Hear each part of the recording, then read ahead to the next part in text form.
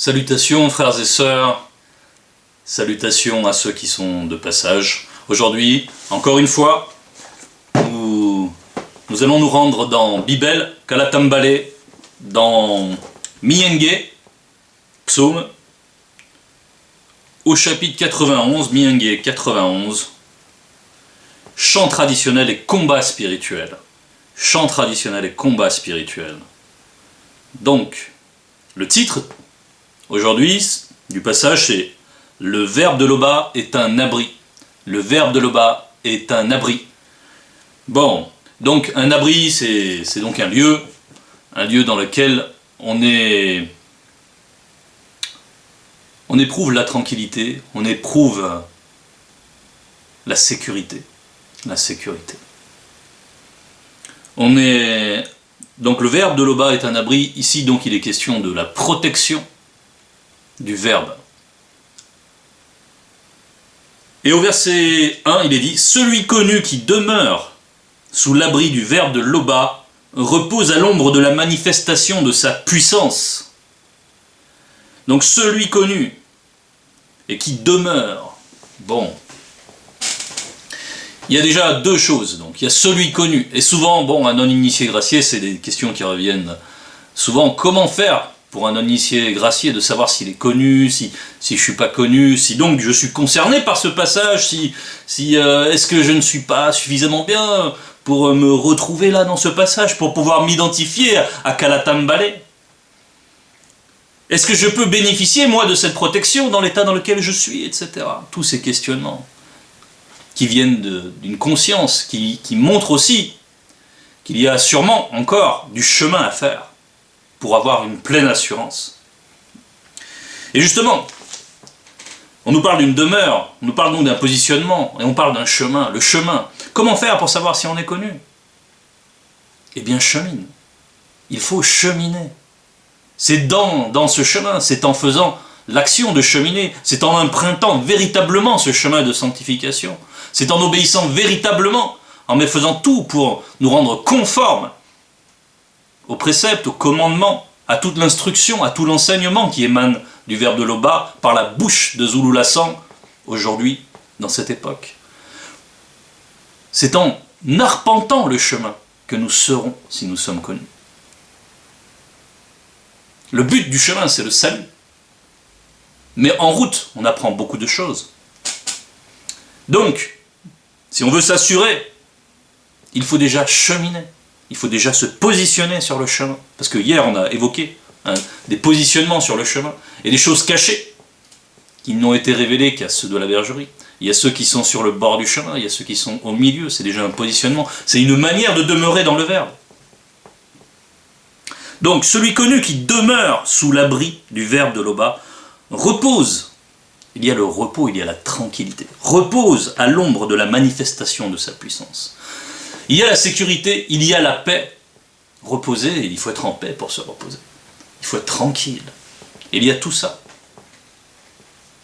quand on est dans cet abri. Bien, on va aller au verset 2. Je dis à Loba dans la prière, 2 points. Ton verbe est mon refuge et ma forteresse, en qui je me confie. En qui je me confie. Voilà. Dans la prière, nous sommes souvent en train de manifester, si ce n'est pas cette phrase exactement, une phrase qui aura le même sens, que nous cherchons à nous confier dans le verbe. Là, le terme clé, c'est confie, en qui je me confie. Oui, parce que si on parle de la protection, on ne pourra pas faire autrement que de parler de la confiance. La confiance, c'est ce qui permet d'adhérer. C'est ce qui permet c'est ce qui permet ce lien. Parce que la confiance, c'est la foi. C'est le lien avec le verbe. Donc quelqu'un qui se détourne de la foi ne peut pas trouver cette sécurité. La foi, c'est comme le pont qui va permettre d'accéder à cet abri. D'accord? Donc la confiance est l'élément essentiel. Et ici on nous parle, mon refuge et ma forteresse. La forteresse, c'est un lieu sûr, un lieu en sécurité. Un lieu fortifié, c'est un lieu qui est dans le visible difficilement prenable et qui est spirituellement imprenable lorsqu'il s'agit de la demeure du Verbe. Je dis à l'aube dans la prière, ton Verbe est mon refuge et ma forteresse, en qui je me confie. Donc, un des éléments clés qui va ressortir dans le message, c'est la notion de confiance, la notion de foi. Et on va aller au verset 3. Car c'est Mutatedi, entre parenthèses, l'entité, qui te délivre du démon oiseau et des démons de la peste. Point. Bon, on va remarquer une alternance entre le verset 2 et le verset 3. Dans le verset 2, il y a le « je ». Je dis à l'aube dans la prière, ton Verbe est mon refuge. Et dans le verset 3, il y a le tu. Car c'est Mutatedi qui te délivre. Et donc, il y a un dialogue. Il y a un dialogue. Mais entre qui et qui? Eh bien, dans le verset 2, c'est l'âme qui s'exprime. Et dans le verset 3, c'est l'esprit qui répond parce qu'il est alimenté par le Verbe.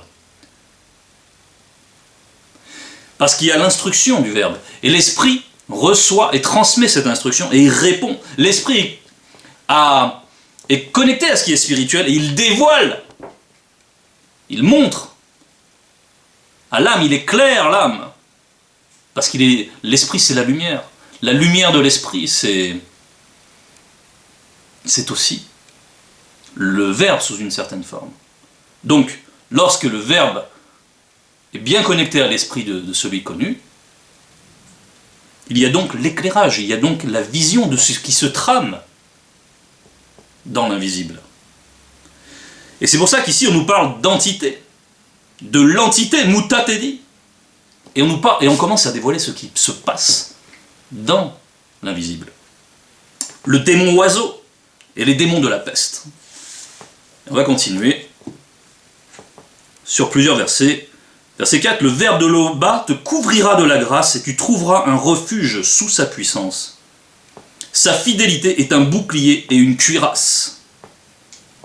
Et on va voir qu'on va parler de nombreux démons. Donc on va tout de suite présenter ce livre. Donc, démonologie, Kelata Jokwa Miango Ma Midima Bobe. Ce livre-là. Donc si quelqu'un veut connaître les différentes espèces de démons qui se cachent, si quelqu'un veut recevoir l'instruction, veut être nourri spirituellement par rapport aux activités de l'ennemi, afin de mieux éviter ses pièges, afin d'acquérir de la sagesse du discernement, un discernement spirituel, afin de voir dans l'invisible, il se procurera ce livre.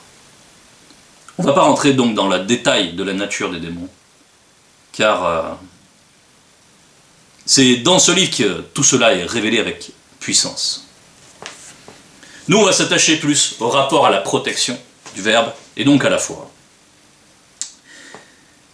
Car c'est Mutatedi qui te délivre du démon oiseau et des démons de la peste. Verset 4, le Verbe de l'aube te couvrira de la grâce, et tu trouveras un refuge sous sa puissance. Sa fidélité est un bouclier et une cuirasse. Donc c'est toujours l'esprit, alimenté par le Verbe, qui répond. Donc,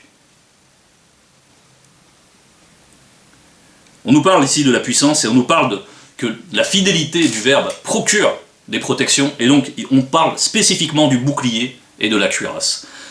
Ce sont deux éléments qui font partie de la panoplie des armes spirituelles, qui sont mises à notre disposition par le Mundi. Et nous allons aller dans Esombe 38, versets 7 et 8, et où il est dit « Tenez-vous donc prêts, 2 points, ayez la vérité pour ceinture, autour de la taille de vos 3 êtres. » Ah, on retrouve bien les 3 êtres.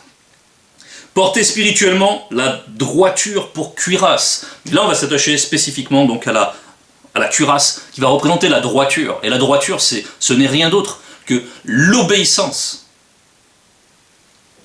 L'obéissance au commandement, au Verbe. Et donc la soumission de l'âme. Voilà ce que va représenter cette cuirasse. Et cette soumission permet d'être couvert, d'être à l'abri. Donc il y a 2 éléments. Il y a cette soumission. Et ensuite, dans le verset 8, dans le verset 9, pardon, on va aller directement. Prenez toujours la foi en guise de bouclier en forme de cercle. 2 points. Il vous permettra d'éteindre toutes les flèches enflammées du monde occulte. On voit comment, donc, le bouclier représente la foi. Encore une fois, ça devient central. C'est essentiel. La foi, c'est donc la confiance. La confiance dans les choses qu'on ne voit pas. Quand on reçoit l'instruction, il faut l'expérimenter. Il faut vivre cette instruction. Et il faut discerner à partir de cette instruction. Et on s'apercevra des réalités invisibles. Si nous mettons notre confiance dans cette connaissance, alors le Verbe agit.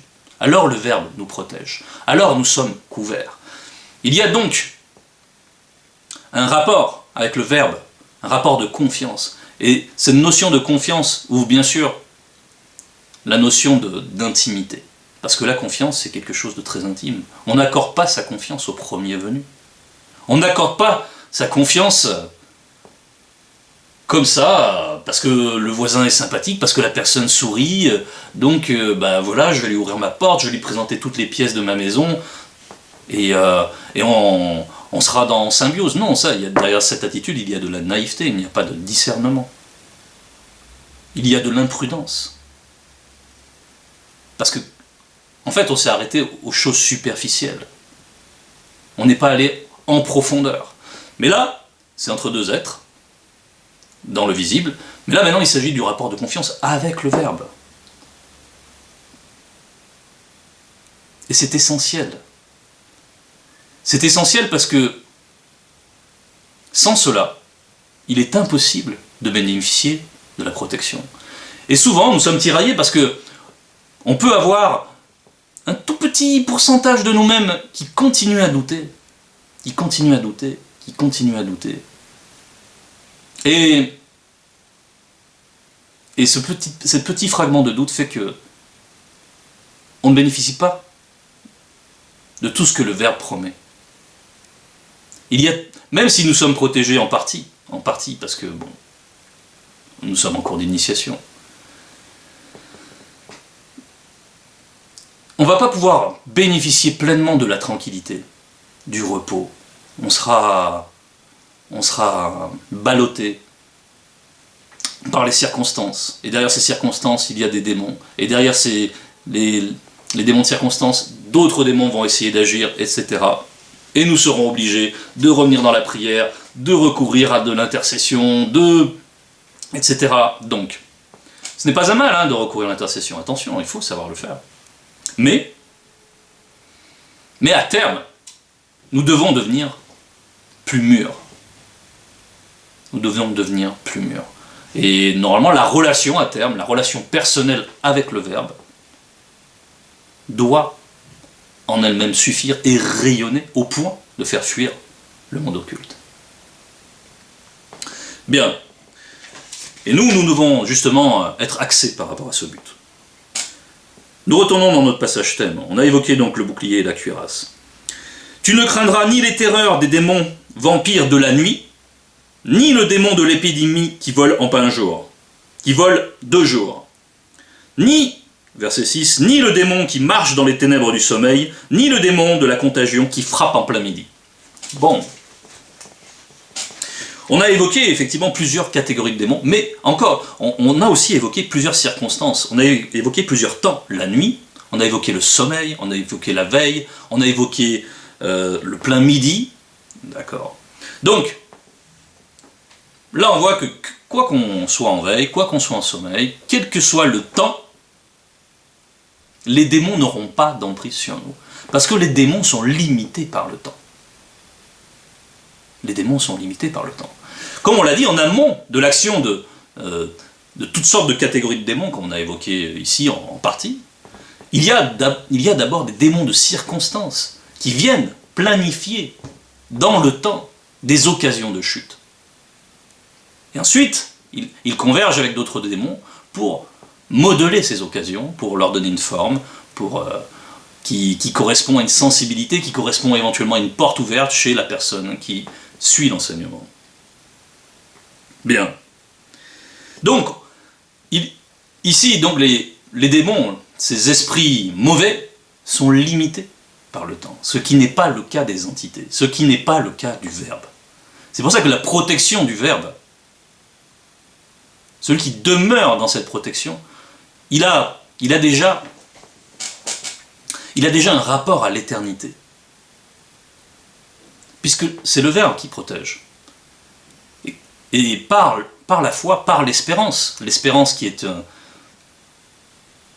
déjà un fragment d'éternité, une petite particule d'éternité, nous relie à cette éternité. Et ce qui fait que les démons n'ont pas d'emprise, puisqu'ils sont limités par le temps.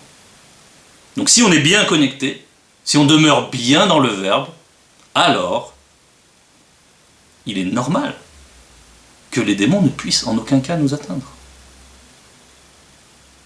Que le bas nous permette à tous d'être stables dans cet état. Ok, on poursuit. Verset 7, que 1000 tombent à ton côté et 10 000 à ta droite, virgule, tu ne seras pas atteint. Là, il y a la promesse, il y a l'assurance. Est-ce qu'on est capable de se fier en cela? Est-ce qu'on est capable de croire le Verbe pleinement, que nos trois êtres reçoivent l'instruction et soient vraiment ceinturés par cette vérité, par cette promesse? C'est ce qu'il faut voir. Ici, donc, on parle encore une fois d'un régime d'exception, puisque 1000 peuvent tomber, 10 000 ici, 10 000... Et nous, on nous garantit que nous serons épargnés. Il y a eu plusieurs exemples comme ça. Dans Bible, on peut en trouver. Eliam Botti. Eliam Botti qui, lorsque Wea et CP ont été condamnés avant que le châtiment s'exerce, Botti, qui veut dire vêtement en même temps, a été couvert par la grâce manifestée. Et on l'a mis à part. Et les autres ont sombré. Il y a Wumse, la famille de Wumse, et tous ceux qui aiment la justice et la vérité, qui ont été mis à part, avant le grand cataclysme, avant le déluge. Eux, ils ont été mis à part. Ils ont connu la protection d'une manière très illustrée, mais qui est censée nous instruire. Nous. La spiritualité, c'est pas un jeu, c'est la réalité. La spiritualité, c'est la vie véritable. Tout ce que nous voyons, tout ce qui est là dans le visible, dépend d'abord du spirituel. Il faut vivre à travers la vision du spirituel. Il faut vivre connecté à cela pour vraiment bénéficier de cette protection, pour vraiment cheminer spirituellement et vivre cette grâce manifestée exceptionnelle,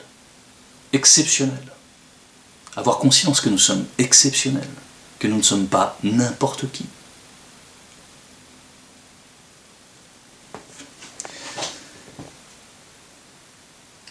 Verset 8. De tes yeux seulement, tu regarderas, virgule, et tu verras la rétribution des méchants. De tes yeux seulement. Donc de tes yeux seulement, tu regarderas. On va repenser à Ponguissé, qui lui n'a pas voulu, à un moment, se confier en cela. Il a voulu lui-même arpenter un chemin. On va aller directement dans... On va lire ce passage exactement. C'est Bébothédie 4 au verset 16. Et à partir du deuxième paragraphe, il est dit: voici maintenant que tu te trouves sur le chemin initiatique de l'entité de justice. Ponguissé, c'est qu'un dans les Bibles falsifiées. Donc, voici maintenant que tu te trouves sur le chemin initiatique de l'entité de justice. Actuellement, c'est Moutatede qui est en train de l'avertir de ce qu'il traverse et de sur quel chemin il se trouve. Et Et ainsi ton esprit veut s'alimenter de son élément productif qui se trouve derrière le mystère du grand voile. Donc, ici, Ponguissé était averti. Il ne devait pas, lui-même en fait, pratiquer la vengeance. Ce n'était pas à lui qu'il appartenait de venger l'agneau qui avait été immolé par son frère, Wei. Moody Wei, pardon. Oui, qui est Abel, dans les Bibles falsifiées. Donc, il ne s'est pas contenté, donc, d'attendre avec la confiance. Non, il a voulu intervenir par lui-même au détriment des avertissements qu'il avait reçus, spirituellement. Et ça, c'était une désobéissance. Et il a payé ensuite la peine qui est corrélée à cette désobéissance. Donc, c'est pour se dire ici que aucun malheur ne t'arrivera, aucun fléau, non pardon, on était dans le verset 8, de tes yeux seulement tu regarderas et tu verras la rétribution des méchants. Donc, de tes yeux seulement tu regarderas, ça veut dire ici, ça va représenter ici l'obéissance. Et savoir rester à sa place, rester en position, ne pas broncher, ni à droite ni à gauche, mais manifester cette confiance. Et dans cette confiance, il y a l'attente, il y a la patience, il y a l'espérance. Et il y a aussi effectivement la conviction de ce qui va se produire, que le Verbe va agir. C'est comme ça que nous devons être disposés. Verset 9, car ton Verbe est mon refuge, ô Loba. Point d'exclamation. Fais du Verbe de Loba ta retraite. Car ton Verbe est mon refuge, ô Loba. Et là, il y a encore le jeu à travers le mon refuge, ô Loba. Et ensuite, il y a encore une réponse. Fais du Verbe de Loba ta retraite. Encore l'esprit. L'esprit de celui connu, là, répond cela à l'âme. Donc, ça, c'est un dialogue intérieur que nous éprouvons dans notre marche spirituelle. Fais du Verbe de Loba ta retraite. Il y a le faire. Il y a le faire, parce que la foi est reliée au faire. C'est doubé. Doubé, en douala. C'est faire, c'est adhérer. C'est une seule et même notion, en fait. La foi, c'est le faire. Le faire, c'est la foi. Mouledi nous a encore exhorté, pour ceux qui sont dans la bergerie, très récemment à ce sujet. Donc, il y a le faire, bien sûr. Comment avoir de l'assurance sans le faire? Comment, si on sait intérieurement, si dans notre conscience on sait qu'on se permet de faire des choses qui vont contre le Verbe, comment on peut être assuré que le Verbe va nous faire grâce? C'est impossible. Il faut avoir cette correspondance du faire. Il faut régler nos voies. Faire, certes, c'est avoir des bonnes œuvres. On pense souvent aux bonnes œuvres à l'égard des frères, etc., à manifester. Oui, mais c'est avant tout la sanctification. C'est vivre la sanctification. C'est régler ses voies. Bien. Fais du Verbe de Loba ta retraite. Ta retraite. Et là, il y a la notion de retraite. On a employé plusieurs termes. On a employé abri, forteresse, refuge. Et là, on emploie un autre terme, retraite. C'est un lieu de retraite, c'est un lieu. Il y a un sens caché derrière ce mot de retraite, c'est la notion d'intimité que nous avons évoquée tout à l'heure. Il y a la notion d'intimité, la retraite. La retraite, ça va signifier beaucoup de choses. Donc, c'est cette intimité avec la sagesse qui émane du Verbe, la sagesse manifestée. C'est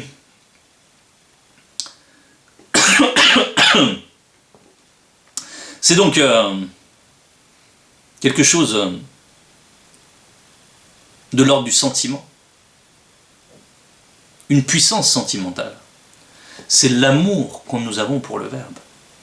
Ça va représenter l'enfant initié que Joki Sabé met en exergue devant tous les apôtres pour leur dire que c'est à condition d'avoir cette ressemblance que le royaume est accessible.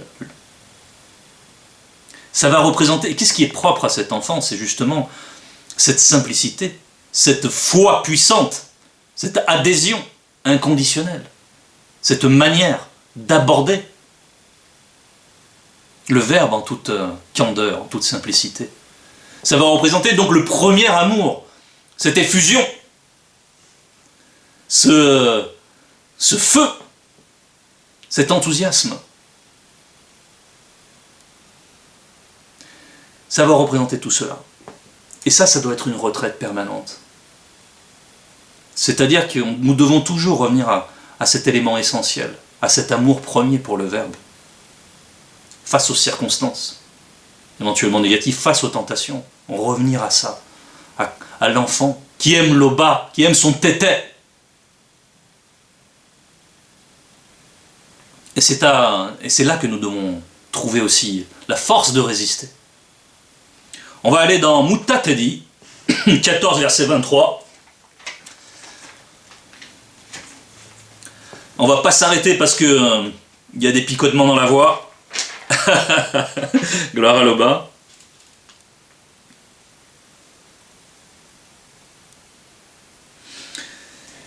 « 14 verset 23, le titre c'est « Dans l'intimité de la sagesse ».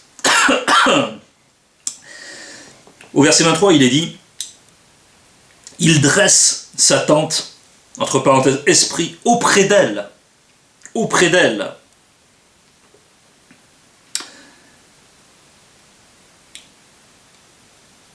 Il, entre parenthèses, âme, campe au séjour du bonheur. Il dresse sa tente auprès d'elle. Il campe au séjour du bonheur. Bon. Donc le elle ici, ça renvoie à l'entité de sagesse. Ici, c'est... On retrouve donc l'esprit et l'âme. Mais là, cette fois-ci, l'esprit et l'âme sont en accord et sont à l'abri.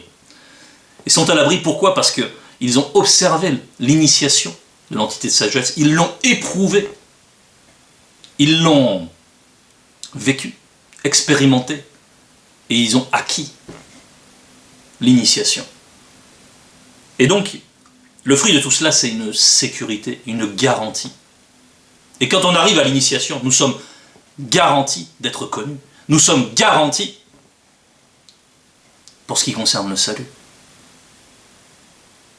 Il y a donc une assurance pleine et entière pour l'initié en ce qui concerne ces choses. Mais cela passe par cette initiation, par cette intimité avec la sagesse manifestée,